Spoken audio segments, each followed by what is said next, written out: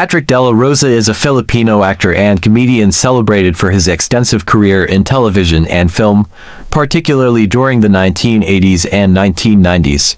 He is known for his diverse roles across drama, action, and comedy, with notable work in films such as Apoy Sa Dibdib and Gisamar and various comedy projects for Regal and Seika Films. In October 2010, Dela Rosa was arrested in Quezon City after he was accused of attempting to rape a 20-year-old woman. He denied the charges. He was never convicted of the alleged crime. Dela Rosa died on October 26, 2025, at the Adventist Hospital in Bakersfield, California. He was diagnosed of lung cancer 3 years prior to his death during a cruise in the Bahamas. Ikaw kasi eh. Paano kasama mo si Gigi? Wala yun, barkada ko lang yun eh. Hindi ako nakatulog kagabi ah. Duwag! Kunin mo ang gamit mo. Uwi na tayo. Bakit? Hindi talaga ako lumalabas eh. Akong bahala sa tatay mo. Kaya na lang tayo sa labas. Okay.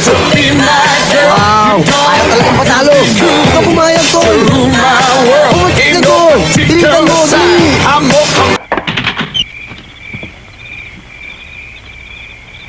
Dito ba nakatira si Jinggoy? Ha? Bakit nyo nahanap ang anak ko? Mga pulis ba kayo?